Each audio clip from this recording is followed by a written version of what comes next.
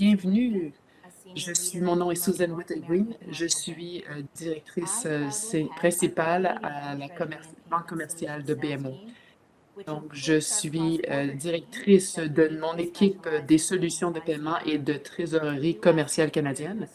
Donc, nos clients américains pour les aider avec les besoins canadiens et puis nos clients canadiens pour leurs besoins américains.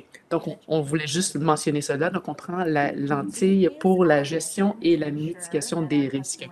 C'est notre mission de nous assurer que nos clients ont un accès opportun pour les meilleurs conseils, les meilleurs experts et les meilleures solutions et les meilleurs services et des leçons pour protéger leur flux de travail et leurs opérations quotidiennes. Il y a plusieurs années, j'avais un travail dans une organisation de gestion de risques qui se concentrait surtout pour protéger la banque des fraudeurs internationaux et des terroristes.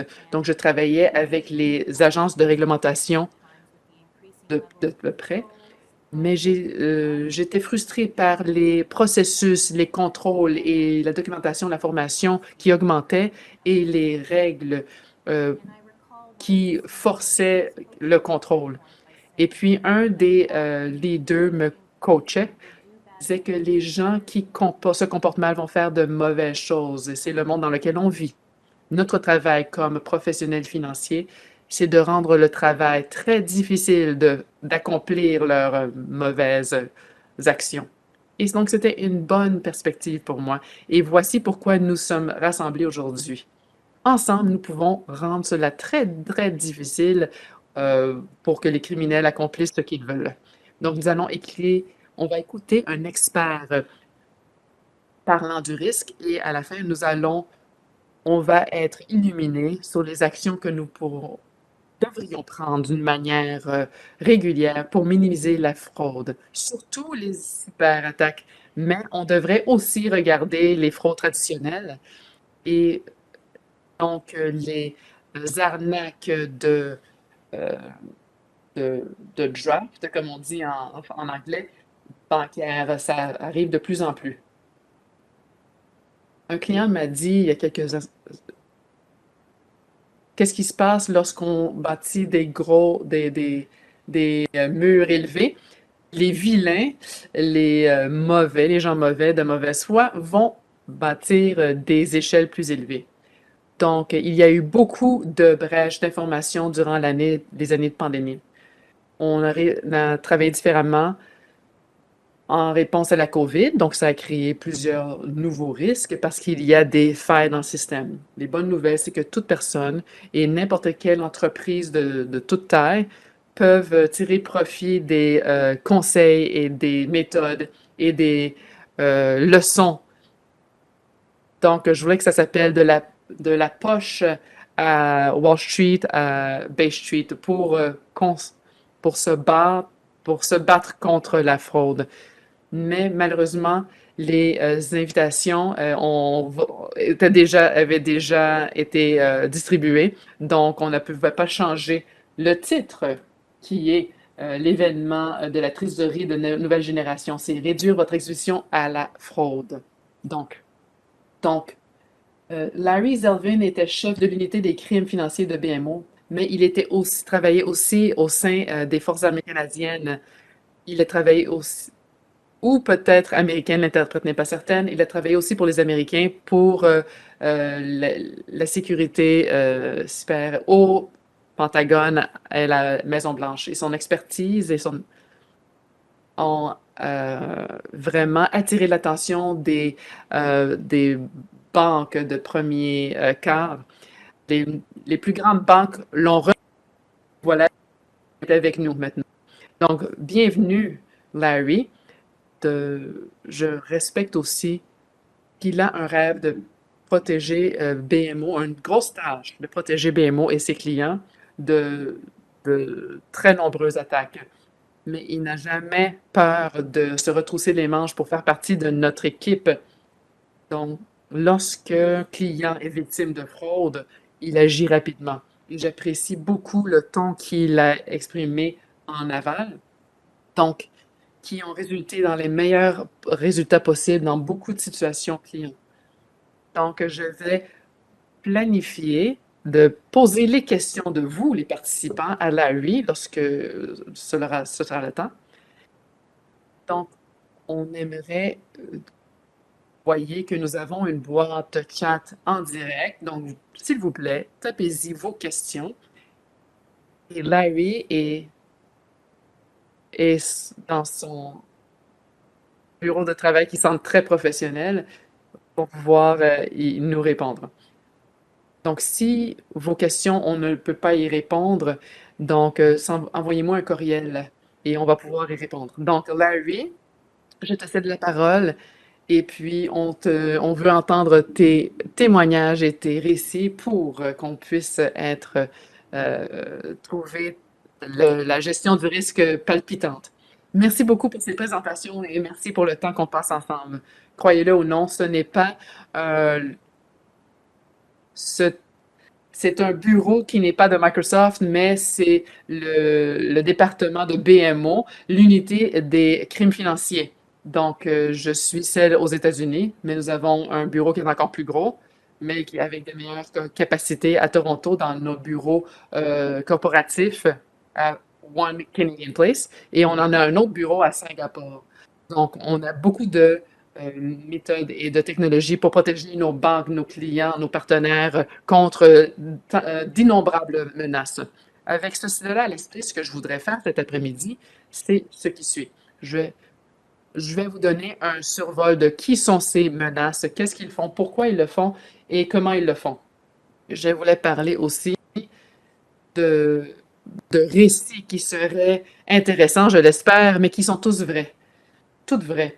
Donc, on parle d'incidents de cyberattaque et ensuite, on va parler plus de fraude. Je pense que le parcours est important pour comprendre pourquoi les attaques cybernétiques et puis la fraude habituelle ont été intégrées. Donc, je vais vous parler de plusieurs histoires pour vous donner le sentiment de qu'est-ce qui se passe. Et je vais vous dire aussi pourquoi je me suis jointe à BMO. Et et puis pourquoi je fais partie de l'unité des crimes financiers. Et ensuite, je vais répondre à des questions, soit celles que vous avez déjà soumises ou celles que vous allez soumettre bientôt. Donc, qu'est-ce qui se passe maintenant? Qui sont ces gens? Je déteste vous le dire, mais il y a des centaines de milliers de personnes qui se lèvent à chaque matin, qui n'ont aucun autre but, mais de pénétrer dans l'ordinateur de quelqu'un. C'est ce qu'ils font professionnellement. Ils travaillent des fois pour la Russie, la Chine, l'Iran, la Corée du Nord, et des fois pour les États-Unis et le Canada. Ils font partie des services d'intelligence. Ils font partie des services militaires aussi. La plupart des pays, pas tous, utilisent leurs leurs gens militaires pour collecter des informations qui vont protéger la sécurité nationale ou les intérêts nationaux. Donc, maintenant, c'est tellement plus facile pour les services d'intelligence de ne pas aller à un pays, de changer, de devenir un espion, et puis ils doivent, disons, c'est beaucoup plus facile pour eux au lieu de faire semblant et donc, c'est tout simplement d'entrer dans l'ordinateur de quelqu'un et avoir toutes les informations nécessaires. Mais il y a certains pays qui utilisent leur service militaire et intelligence pour un gain financier et je vais en parler un peu plus lorsque je vais parler des récits. Donc, lorsqu'on parle des centaines de milliers de personnes qui se lèvent le matin, sont payées par les différents pays. Mais d'autres groupes, euh, donc, ils volent tout simplement. Et ça a été tellement difficile avec l'Internet. Pensez-y à quel point ça a été difficile. Donc, il fallait prendre un cheval ou une voiture pour aller à une succursale. Il fallait avoir il fallait avoir un plan, il fallait avoir des masques, il fallait avoir des armes. Et puis, les gens allaient vous signaler, ils allaient vous fusiller peut-être. Alors, c'était dangereux, vous deviez vous sauver. C'était inefficace. Mais maintenant, à cause qu'on est en ligne, on peut voler des centaines et des milliers de banques dans une journée. Et en fait, on peut le faire à partir de pays où ce n'est pas illégal, à moins qu'on vole à main armée des personnes. Donc, on ne va pas être fusillé, on ne va pas être arrêté. Vous pouvez aussi le faire par des trucs d'automatisation. On peut voler des milliers de banques. Donc, c'était inimaginable par le passé. Donc, il y a des États, il y a des acteurs criminels. Ensuite, il y a des hackers. Donc, c'est des personnes qui ont des causes. Ils ont des raisons émotionnelles, que ce soit environnementales, sociales, etc. Et puis, ils veulent entrer dans des systèmes pour embarrasser et puis pour éliminer des institutions qui les dérangent. Et l'autre groupe dont je veux parler, c'est des terroristes. On est très chanceux qu'ils n'ont pas utilisé l'Internet pour créer des dommages, mais c'était d'habitude pour inspirer les gens, pour rassembler les gens, pour faire peur. Mais je pense que les activités terroristes, on peut s'attendre à un élargissement de leurs activités. Je pense que très bientôt, les terroristes vont commencer à utiliser l'Internet et les ordinateurs qui vont leur donner des gains financiers. Donc, le piratage. Et le dernier groupe, c'est le plus complexe. C'est les menaces internes. C'est les gens qui sont à l'intérieur de l'organisation qui font et on leur fait confiance avec les responsabilités, et puis ils trahissent cette confiance. Peut-être qu'ils font partie des ressources humaines ou des TI. C'est difficile à détecter parce que on, on leur fait confiance, ils font leur travail, mais c'est seulement les plus petites erreurs ou un comportement un peu bizarre qui vont les révéler. Donc, euh, c'est les groupes terroristes et les pirates, les initiés, les employés, etc. Comment faire cette fraude? D'habitude, c'est par courriel. On vous envoie un courriel, donc on demande de cliquer sur un lien et puis ils ouvrent un document. Ils le font. Donc, ça s'appelle un malware. Et puis, on permet, donc la personne, en ouvrant ce document, ils vont ces centaines de milliers de personnes d'habitude vont rentrer dans un système à travers le courriel. Et puis, lorsque vous ouvrez le courriel ou la pièce jointe au courriel, c'est ensuite ce programme va être, qu'on appelle malware, va être implanté dans votre ordinateur. Ils peuvent revenir plus tard et y trouver ce qu'ils veulent. Donc, il y a des dispositifs il y a toujours des puces, des erreurs, des problèmes de sécurité qui doivent être résolus. Pour ceux qui utilisent des mobiles, je vous montre mon téléphone mobile. Si vous regardez dans Paramètres et puis vous regardez Mise à jour de logiciel, si vous envoyez une ou zéro, vous devez installer ces mises à jour. Sinon, ces vulnérabilités peuvent être exploitées par des euh, personnes, des mauvais acteurs. Ils peuvent exploiter de manière encore plus sérieuse que si on envoie un courriel et on ouvre un courriel. Bien.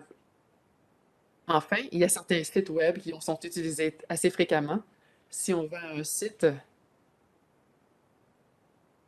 potentiellement, vous pensez que vous regardez des nouvelles, des demandes, des exigences commerciales sur un site web. En fait, ils peuvent télécharger du malware. Il y avait un site web de réglementaire en Pologne qui a été compromis pendant des mois. On en a découvert enfin, mais des institutions financières qui utilisaient, faisaient cela, utilisaient ce site web, les banques même. Donc, il y avait un logiciel malware qui s'implantait dans la banque.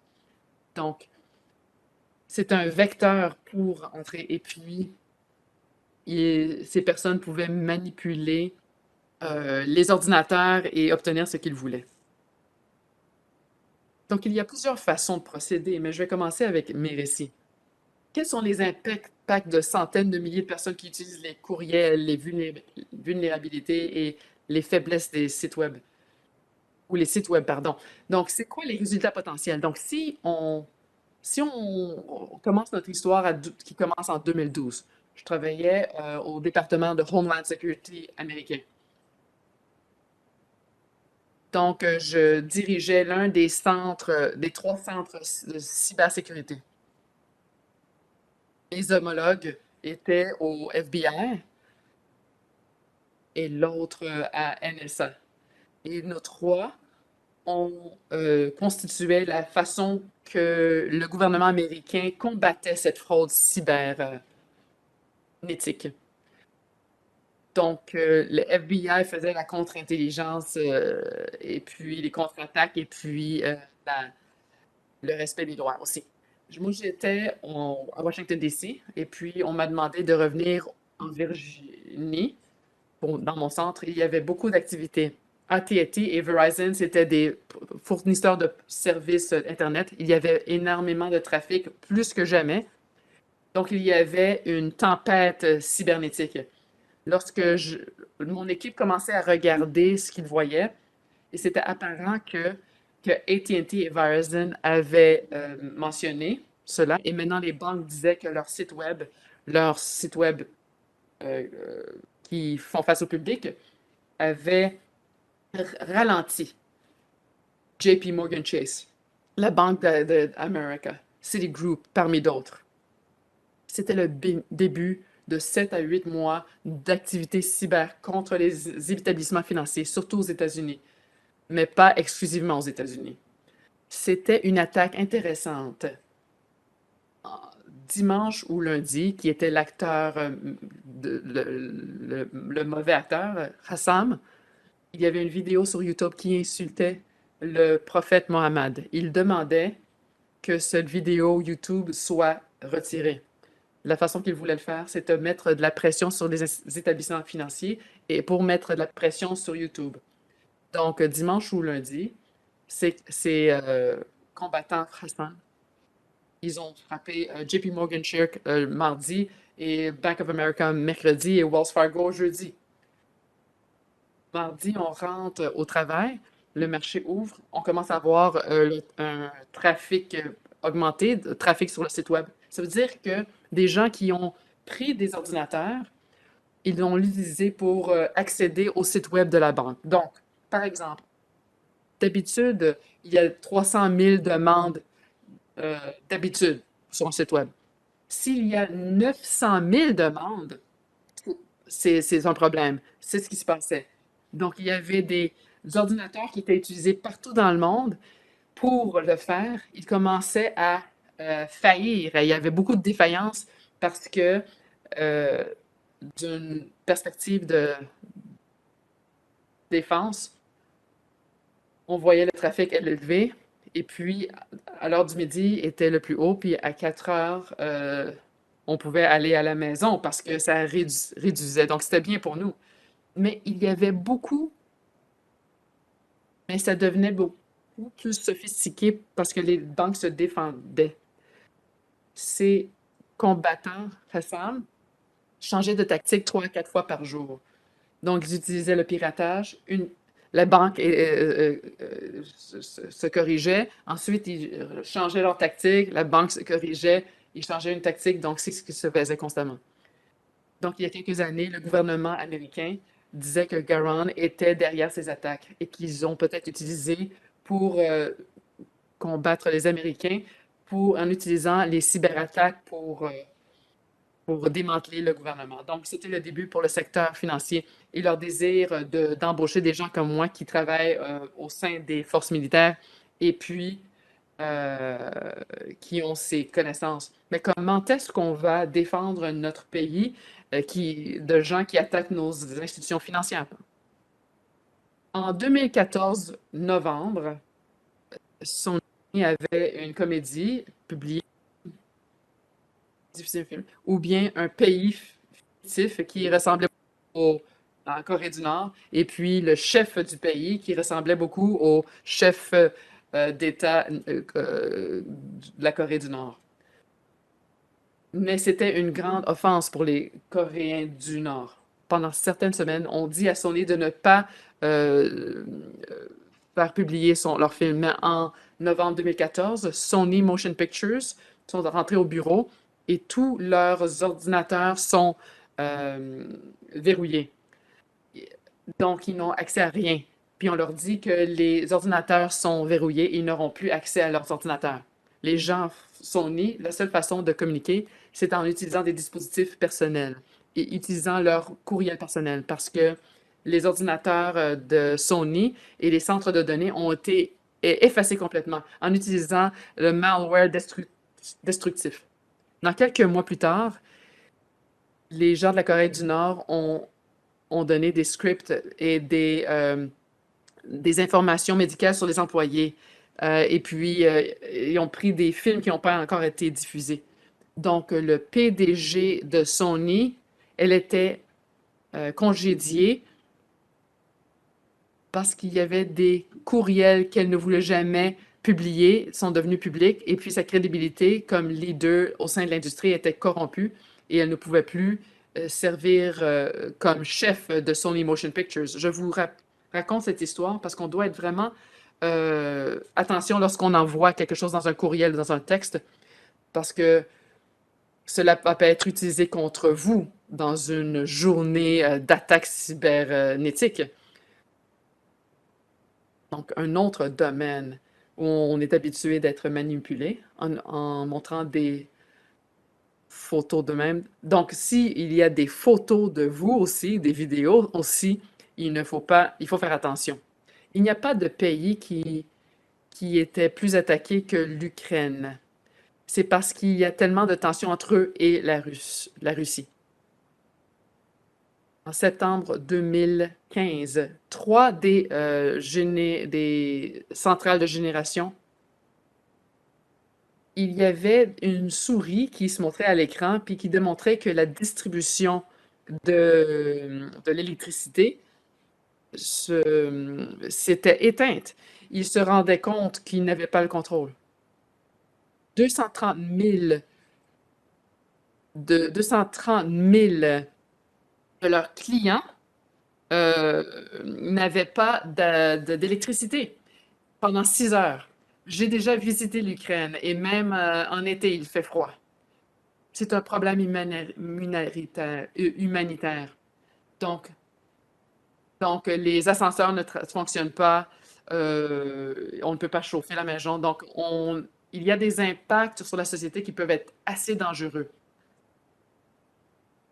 Il y avait une usine de purification d'eau et puis il y avait un ajustement par l'électronique qui ont changé les taux des niveaux de minéraux ou d'éléments chimiques qui auraient pu blesser des gens ou même tuer certaines personnes. Donc, c'est très sérieux. Donc, à quel point, lorsqu'on parle des services du Nil de l'Iran. Est-ce qu'il y avait d'autres histoires qui sont pires que ça, comme l'attaque sur Sony ou bien les histoires de, de l'électricité en Ukraine? La Banque du Bangladesh, en 2016, a souffert l'une des fraudes les plus grandes jamais constatées. On parle de 1 milliard de dollars américains. On utilisait le système de message SWIFT. Il y avait 34 messages qui ont transféré la Banque du Bangladesh à la Réserve fédérale. Il y a d'autres endroits en Beijing, l'interprète n'a pas entendu. Mais les acteurs ont utilisé le mot Jupiter. Et puis, il y a eu un signal électronique au sein de la Réserve fédérale. Donc, il y a une signalisation pour les gens de la sécurité. Ça a eu lieu pendant une fin de semaine, mais ils ont fait l'enquête un peu plus au cours d'une fin de semaine. Ils ont vu que la Banque de Bangladesh n'a jamais déplacé ou transmis tant d'argent. Ils ont été capables d'arrêter, et on est reconnaissant, de du transfert. 180 millions de dollars ont été perdus, mais c'était une tentative d'1 milliard de dollars. Donc, les mauvais acteurs, on pense que c'était la Corée du Nord, ont utilisé la banque de Bangladesh. Ils ont vu comment les employés de la banque faisaient leur transition. Ils ont vu comment ça fonctionne. Ils ont compris quels étaient les contrôles en place. Ils ont désactivé certains contrôles. Donc, là, une fois qu'il y avait un message Swift et il y avait une impression, donc cette impression était éliminée. Donc, quand la fraude a commencé, les gens, les employés ont dit, ben, c'est impossible parce nos contrôles fonctionnent bien et on n'a aucune signalisation, ben, aucun signal. Pardon, donc, ces signaux avaient été désactivés. Donc, Swift a passé beaucoup de temps et d'énergie pour corriger des failles dans son système et a fait un très bon travail pour protéger les établissements financiers. Mais ça ne veut pas dire que ça ne pourrait pas avoir lieu. Ça ne veut pas dire qu'il y a des énormes défis qui nous confrontent. Mais lorsqu'on regarde à ce qui se passe auprès des établissements financiers, on voit beaucoup de fraudes de dépôts de fraudes de chèques, aussi beaucoup de fraudes de virements bancaires, mais aussi de vol d'identité. Donc, euh, donc, je sais que vous avez beaucoup de questions, donc je vais juste passer à ce point bientôt. Donc, on va parler un petit peu de qu'est-ce que fait BMO pour éliminer ces risques. Qu'est-ce que BMO fait pour protéger ses clients et la banque elle-même? En 2019, le BMO a vraiment fait un saut pour créer une unité de crimes financiers. Donc, on suit toute la sécurité cyber, la fraude et la gestion des crises, assurant la continuité. Pourquoi c'est unique? Parce que la plupart des organisations, chacun des trois piliers sont des silos. Chez BMO, nous avons une segmentation, mais il y a une segmentation verticale en silo, mais aussi il y a une collaboration horizontale. Donc, on sait que les gens qui font ce mal sont souvent motivés par le gain financier, bien sûr. Donc notre travail est plus rapide et meilleur. Notre sécurité physique, Internet, etc. L'équipe,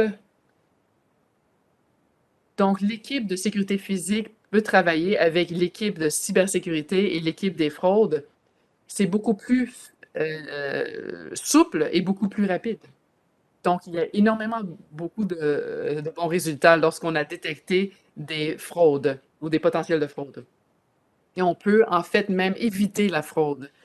Donc, ça fait 3 ans qu'on travaille ainsi. On est très fiers de ce qu'on est en train de bâtir, mais je veux aussi partager avec vous qu'il n'y a jamais d'une sécurité parfaite. Si quelqu'un vous dit que ces problèmes sont résolus, et vous pouvez les laisser et ne plus les écouter. Donc, c'est- on, on sait qu'il y aura plusieurs questions et je vais céder la parole à ma collègue bientôt. Mais puisque j'ai travaillé depuis plusieurs décennies au sein de la sécurité, on doit toujours prendre le meilleur de la technologie, le meilleur des ressources humaines pour résoudre les problèmes d'aujourd'hui qui deviennent les enjeux d'aujourd'hui sont plus complexes et plus rapides que jamais. Donc, lorsqu'on a des bonnes personnes et une bonne technologie, on a la meilleure capacité de confronter ces menaces et de se protéger. Et à la fin de la journée, on doit juste être bon une fois. On doit être bon chaque fois. Et on essaie de le faire chaque jour. Sue, je te cède la parole pour la séance de questions et j'ai hâte de vous parler un peu plus. Larry, tu m'effraies. Et je le dis d'une façon comme je veux que tu comprennes comme un compliment. C'est des récits qui sont tellement terribles. On doit vraiment y réfléchir. Une des premières questions qui est venue d'un client, quelle est le risque de fraude qui est le plus courant, qui confronte les établissements et qui peut être un défi au contrôle. Et en écoutant tes remarques, je pense que tu vas dire que c'est les courriels le risque des courriels. En disant que toutes les mesures supplémentaires que le BMO fait pour former ses employés et nous garder à l'affût par rapport à les fraudes de courriel. En fin de semaine, j'ai eu un courriel qui semblait légitime, qui venait de Apple. Il disait que je venais d'acheter quelque chose, que je devrais cliquer ici pour voir mon reçu. Mais immédiatement, j'ai posé des questions à mes enfants s'ils venaient d'acheter quelque chose à Apple. Ils nous ont tous dit gentiment non. Mon mari m'a dit donc ne clique surtout pas sur ce lien. Au lieu de faire confiance à mes enfants, j'ai cliqué sur le lien. Et je pense que ça vient de votre département. Vous avez fait un test, vous étiez un victime de fraude. C'était un test. Donc, je vois que mon face dans un de vos programmes comme exemple, quoi ne pas faire.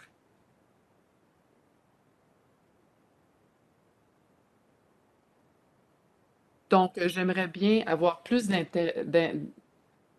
d'informations sur le hameçonnage. C'est justement ce que j'avais fait. J'ai cliqué sur le lien. Donc, toutes tous les conseils que tu pourrais nous donner, on va les apprécier.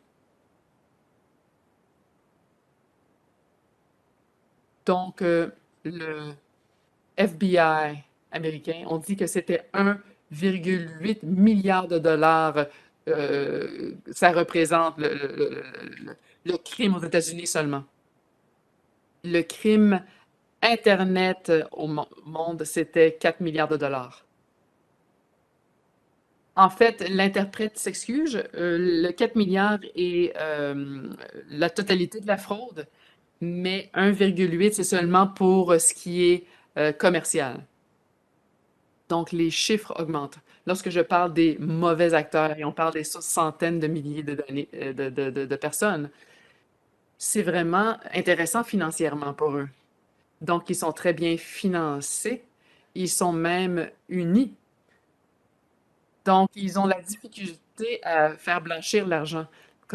Est-ce qu'on ne peut, lorsqu'on essaie de dépenser cet argent, il y a des gens au fédéral, comme le cas à New York, qui essaient de signaler ces transactions. Je pense que ce que les gens doivent faire, c'est de ralentir. Ralentissez.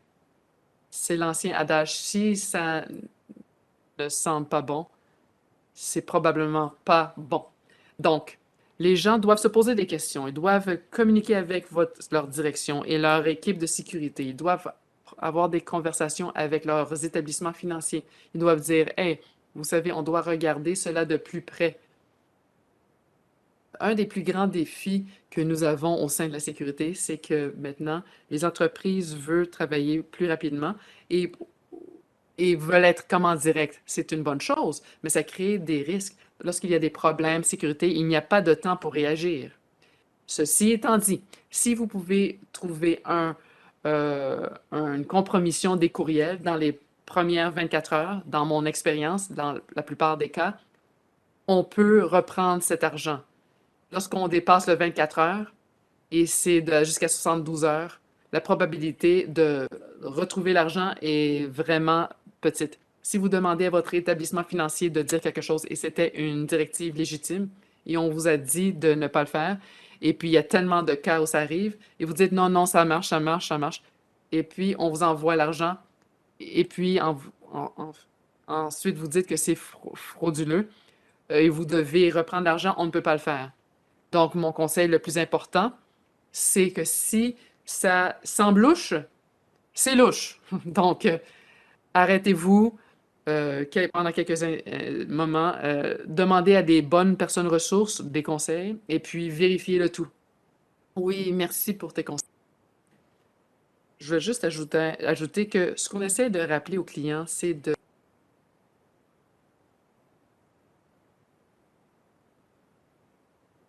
il faut en fait placer un antivirus, un anti-malware pour protéger les systèmes financiers et les transactions financières. Investissez aussi dans d'autres logiciels, mais c'est une bonne protection rajoutée. Passons maintenant à la prochaine question qui vient d'entrer que j'aime beaucoup. Est-ce que, puisque les grandes corporations se font pirater, l'Agence du revenu du Canada et le pipeline américain, comment est-ce qu'on peut nous assurer qu'on peut utiliser nos dispositifs à la maison et en public? Qu'est-ce qu'on doit faire pour rester en sécurité? Vous ne devriez jamais vous sentir en sécurité. Il n'y a jamais de sécurité parfaite. Mais je ne veux pas que vous paniquiez trop. Il faut vivre sa vie. Je fais mes opérations bancaires sur mon dispositif. J'envoie des textos et des courriels à mes amis. J'aime beaucoup faire les banques en ligne, mais il y a une responsabilité des institutions financières envers pour donner une sécurité adéquate. Je pense faut faire les bonnes vérifications lorsqu'on décide avec qui travailler financièrement et s'assurer que leurs standards sont au moins égaux ou au-delà des vôtres. Vous voyez que les gens investissent dans les bonnes technologies, les bonnes capacités, mais lorsqu'on parle de bonnes technologies, c'est une question de gens. Est-ce que les gens sont innovants? Est-ce qu'ils font des choses qui sont euh, intelligentes et qui vont vous permettre de mieux dormir la nuit?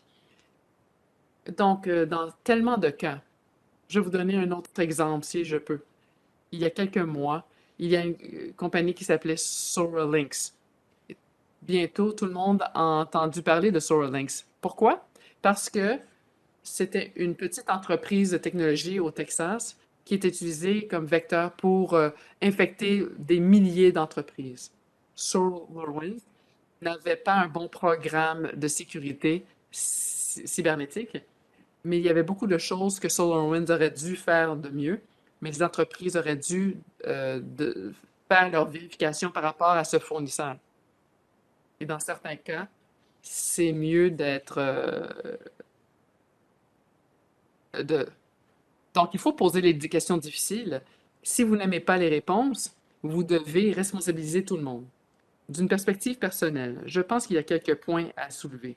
Il faut s'assurer que vos dispositifs sont mis à jour. C'est critique. Une autre chose, il faut utiliser l'authentification biométrique.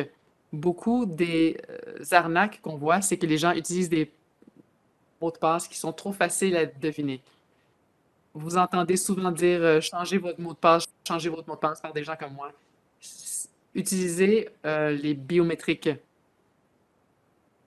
mais en utilisant votre biométrique est un problème beaucoup plus complexe pour ceux qui utilisent, qui veulent user de fraude envers vous et votre famille. Donc, si vous utilisez un mot de passe, assurez-vous que c'est très, très complexe comme mot de passe. Utilisez l'authentification à deux facteurs pour tout ce qui a rapport avec l'argent. La biométrique et puis un deuxième facteur d'authentification, un code, un mot de passe. Peut-être travailler avec des êtres humains avec certaines valeurs. Donc, sans mon autorisation, vous n'avez pas le droit de déplacer cet argent. Et une autre chose qu'il faut remarquer, c'est de rester à l'affût de ce qui se passe. Sur le site web de BMO, on donne beaucoup de conseils pour comment sécuriser votre téléphone, votre dispositif, comment parler à vos enfants de la fraude et à vos parents, à vos amis, parce que le plus gros groupe qui sont exploités, c'est les personnes âgées et les jeunes. Nous avons tous besoin de faire un meilleur travail, de les enseigner sur les menaces et pour comment être vigilant. Et on essaie d'offrir ces conseils sur notre site web lorsque vous visitez BMO Security. Lorsque vous parlez aux jeunes ou aux personnes âgées, ne les blâmez pas. Ne leur causez pas de honte. Donc, souvent, les gens pensent que c'était ma faute. Je ne peux pas croire que c'est possible. On doit laisser tomber ce genre de discours. On doit trouver des solutions et on ne doit pas leur causer une honte. Donc, je ne le fais pas. Je ne fais pas honte à mes enfants, mais je ne leur fais certainement pas confiance. Voilà pourquoi j'ai cliqué le lien de test. Bon, donc je pense que tout le monde pense. Les entreprises commerciales, quel genre de conseils pouvez-vous leur donner qui achètent l'assurance sur euh, les attaques cybernétiques? Oui, l'assurance de ce type a beaucoup changé. Là, lorsqu'on parle de ransomware, il y a eu un gros impact aux États-Unis. Il y a un mauvais acteur. Ils ont perdu la, la capacité de faire déplacer du pétrole, j'oublie où, et é- États aux États-Unis n'avaient plus d'essence à leur station-service. C'était un gros événement. C'était un ransomware. Un mauvais acteur est rentré dans leur système, a augmenté le malware, qui a interdit l'usage à ces systèmes. Si vous ne donnez pas l'argent, on va bloquer tout ça, mais le FBI et DSC ont été impliqués. Mais malheureusement, que le temps pour régler ce problème a pris trop de temps. Donc, Colonial Pipeline a donc payé la rançon. Il y avait une autre compagnie, euh, JBS, il y avait un problème similaire qui les a empêchés de faire leur commerce. Je vous dis ces deux histoires, mais il y a des milliers ou dizaines de milliers de récits similaires et continuent aujourd'hui. Ce qui est intéressant, si vous êtes une personne qui s'intéresse à la sécurité, par rapport à ces logiciels de rançon ou ransomware, c'est que certaines personnes sont entrées dans les ordinateurs des autres et ont regardé leur politique d'assurance et placent leur rançon pour le montant exact pour lequel l'entreprise est couverte. Leur théorie a été bien réalisée, c'est que beaucoup de directeurs, je vais payer la rançon, voici pourquoi j'ai la rançon, ils demandent X, je suis couvert pour X, c'est une décision simple d'affaires. Payons la rançon. Mais le problème devient que dans certains pays, surtout aux États-Unis, si vous payez la rançon et on trouve que ça se, que l'argent est allé à un individu sanctionné ou un pays sanctionné, vous allez peut-être euh, poursuivi en justice. Si, si cette rançon est allée en Corée du Nord ou à Iran ou à un groupe terroriste comme Hezbollah ou ISIS, donc vous allez peut-être être pénalisé, poursuivi en justice euh, au tribunal, en justice pénale. Donc, plusieurs entreprises ont payé les rançons, donc le, le risque commercial augmente. Les programmes d'assurance contre les cyberattaques vont devenir de plus en plus compliqués. Même s'ils sont disponibles, vous devez comprendre qu'est-ce qui est couvert et qu'est-ce qui n'est pas couvert. Et je ne suis pas un avocat, mais je travaille beaucoup pour la sécurité commerciale. Mais il y a eu beaucoup de poursuites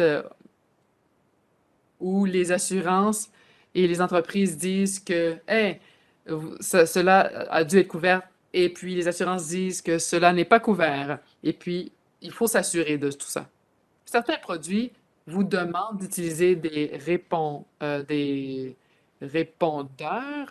de cybersécurité. Des fois, ça fonctionne, mais des fois, ils n'ont pas les capacités pour reprendre vos activités dans le bon temps, dans un temps adéquat. Donc, ce que vous devez en retirer, c'est qu'il faut toujours, toujours faire attention à ce que vous faites. Comprenez les limites de ce que vous faites, comprenez tout ce qui est en jeu et comprenez ce qui est la meilleure solution pour vous. Merci, Larry. C'était vraiment merveilleux. On pourrait faire une autre session sur ce sujet seul. Donc, il y a d'autres questions encore qui entrent. On va essayer de répondre à autant de questions que possible. Qu'en est-il pour la vérification par rapport au virement bancaire? Tout dépend de votre tolérance au risque. S'il y a certaines transactions qui sont routinières et puis vous et votre établissement financier connaissez cela, c'est merveilleux. Il n'y aura pas beaucoup de problèmes pour ce qui est normal pour vous, pour votre commerce et votre établissement financier. Mais vous avez besoin d'avoir des conversations avec des êtres humains, mais pas par courriel ou par téléphone, pour comprendre quels sont ces paramètres lorsqu'ils représentent des anomalies. Qu'est-ce que votre établissement financier devrait faire? Est-ce que vous voulez qu'il garde le paiement? Est-ce que vous voulez qu'il communique avec quelqu'un? Est-ce qu'ils doivent valider, comment doivent-ils valider qu'ils parlent à la bonne personne? Donc, on appelle le SIM swapping. Donc, il y a une personne peut avoir une carte SIM et puis ils peuvent répliquer votre téléphone. Vous pensez, ben, donc, vraiment, ils font semblant d'être vous. Ça s'appelle la fraude SIM swapping. Donc, c'est l'échange de cartes SIM que vous avez dans vos téléphones. Donc, vous devez travailler au niveau personnel, déterminer des paramètres, déterminer des procédures d'opération standard. Qu'est-ce que vous devez faire lorsqu'il y a des anomalies dans le système et travailler ensemble rapidement. Qu'est-ce que vous voyez, vous? Oui, oui, je suis d'accord avec tout cela.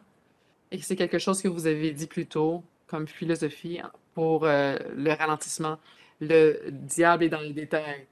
Il faut s'assurer que les informations sont complètes, précises, que les adresses pour les virements bancaires, assurez-vous que l'épellation des noms sont importantes, des politiques sont importantes.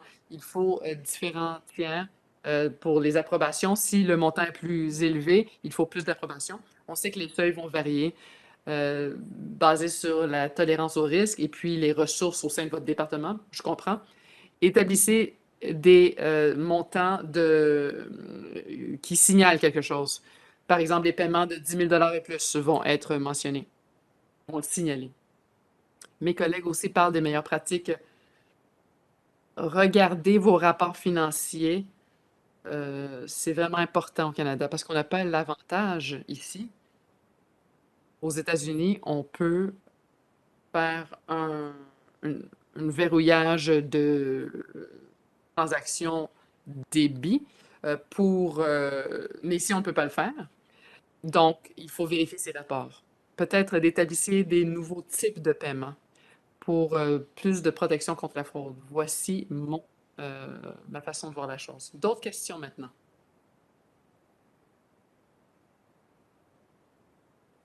OK, peut-être que c'est un rappel. On ne peut pas trop le répéter. Donc, former notre personnel sur la cybersécurité, c'est très important. Qu'est-ce que tu dirais qui sont les trois choses principales dont les clients doivent être conscients lorsqu'ils communiquent avec leur personnel? Comme je l'ai mentionné plus tôt, j'ai travaillé au sein de Homeland Security. Donc, une fois que je dis cela, je deviendrais millionnaire si on me donnait 10 sous à chaque fois. Si vous voyez quelque chose, dites quelque chose. DHS disait aussi, arrêtez, pensez et communiquez. On dépense beaucoup d'argent pour protéger notre banque et nos partenaires et nos clients. Plusieurs d'entre vous dépensez beaucoup d'argent sur vos procédures et technologies de sécurité et vos équipes de sécurité. Mais ultimement, comme je parle de la Banque de Bangladesh, il y avait un mot qui était vu par un être humain qui a pris le temps, qui a fait la bonne chose. Je pense que la première conversation que j'ai avec les gens, c'est vraiment de souligner l'importance que chaque personne ait au sein de l'organisation pour la sécurité et le bon fonctionnement de l'organisation. Et à tout moment, cette personne unique qui peut éviter une mauvaise journée, s'ils ne savent pas qui appeler et quoi faire, cela peut changer la donne complètement. Donc, il faut s'assurer que toutes les personnes comprennent leurs responsabilités. Comme une personne d'une organisation, cette organisation peut être une famille. Si quelque chose ne semble pas euh, correct ou normal, à qui ils vont s'adresser? Et le deuxième point que j'aimerais mentionner, j'espère que vous allez tous voir le médecin ou le dentiste. Vous allez peut-être voir vos états financiers à chaque trimestre ou à chaque année.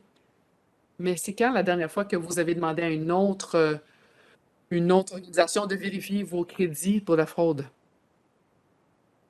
Je pense que c'est très important de faire des évaluations internes et externes des capacités de sécurité de votre compagnie cybernétique et de fraude et pour ce que vous devez faire pour pour prévenir tout cela. Si les évaluations vous reviennent, vous allez sûrement remarquer qu'elles ne sont pas aussi positives que vous avez pensé. Il y a plusieurs organisations qui vont faire ce genre de tests et qui vont offrir ce genre de service. Et je vais vous dire qu'ils peuvent beaucoup vous aider à déterminer où vous vous trouvez et comment prioriser les choses. Je pense que ces exercices ne devraient pas être punitifs, mais bien instructifs. Donc, bien comprendre où sont les plus grands risques et pouvoir les aborder est la prochaine étape. Et enfin, je dirais que si vous êtes un propriétaire d'entreprise ou un dirigeant d'entreprise, vous devez savoir comment répondre ou réagir à un événement de cybersécurité. Si d'habitude, on l'apprend durant l'événement, mais il y a trois choses qu'on doit garder à l'esprit. C'est un problème de technologie. Vous avez un mauvais acteur, quelqu'un dans votre réseau et vous devez le sortir. L'un des trois problèmes, c'est le plus facile. Le deuxième, c'est la gestion du risque. Il y a beaucoup de risques. D'habitude, les gens dans les TI ne regardent pas cela. Vous regardez les risques de liquidité, de sécurité, de, de crédit, etc. Mais il y a d'autres décisions d'entreprise qui doivent être comprises et faites lorsque cela a une incidence sur votre affaire. Donc, vous devez anticiper les décisions qui vont venir à vous, qui va prendre ces décisions, comment ils vont les prendre. Et vous devez vous rendre compte que vos systèmes informatiques vont être plus fragiles. Vous travaillez avec le problème du risque, le problème de communication, le problème de la technologie, le problème des ressources humaines. Donc, qu'est-ce que vous allez dire à votre personnel, à vos clients? Est-ce que vous allez l'aviser la police? Si oui, qui? Est-ce que vous allez faire des avis de réglementation si vous êtes une entité de réglementation? Qu'est-ce que vous allez faire avec la presse, les médias sociaux, le volume accru? Donc, si vous passez du temps là-dessus, vous pouvez bien le gérer. Sinon, vous allez être dépassé par les événements et soudainement, tout le monde va rendre un jour une mauvaise journée et ça va devenir un problème énorme. Et puis peut-être que on ne va pas pouvoir s'en sortir. Oui, j'aime beaucoup le thème qui revient dans ce que tu partages, Larry. Tu dis que, en fin de compte, c'est des êtres humains dans dans les deux extrêmes de cet échange de transactions. Donc, c'est bien de comprendre avec qui on communique d'une manière authentique. Un autre type de fraude que nous avons vu plus récemment, dans les derniers mois et les années dernières. Donc, c'est la fraude de fournisseurs. Donc, un fournisseur de confiance a été compromis. Nos clients, donc, sont avisés par le fournisseur de changer les arrangements de paiement, les modalités, et puis ils le font. Et enfin, le fournisseur les appelle pour savoir où est le paiement.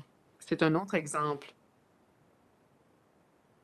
Il faut tout simplement savoir que vous communiquez avec la bonne personne, une vraie personne. Je pense qu'il ne reste plus de temps. Je sais qu'il nous reste encore plus de questions dans la queue, mais nous allons pouvoir répondre à chacune des réponses à un moment donné, bientôt. J'aimerais remercier le public, nos participants, ceux qui ont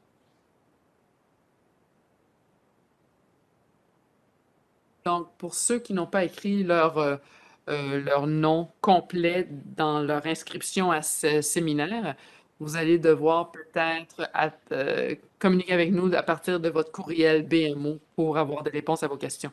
Merci beaucoup, Larry, pour tes réflexions et tes histoires. Tu es un merveilleux collègue dans tous les champs.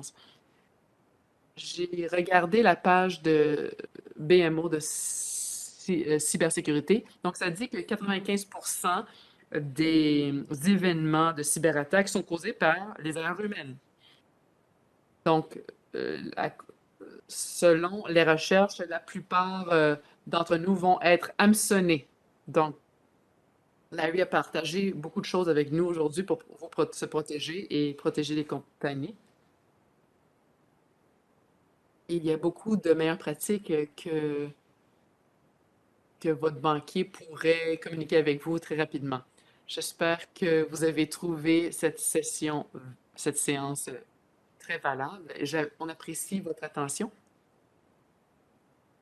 On aime aussi entendre ce que les clients voudraient comme sujet abordé dans un webinaire à l'avenir. Donc, remplissez, s'il vous plaît, un petit sondage en cliquant sur le lien sous la fenêtre en dessous. Ce n'est pas un hameçonnage, un truc d'hameçonnage, c'est vrai.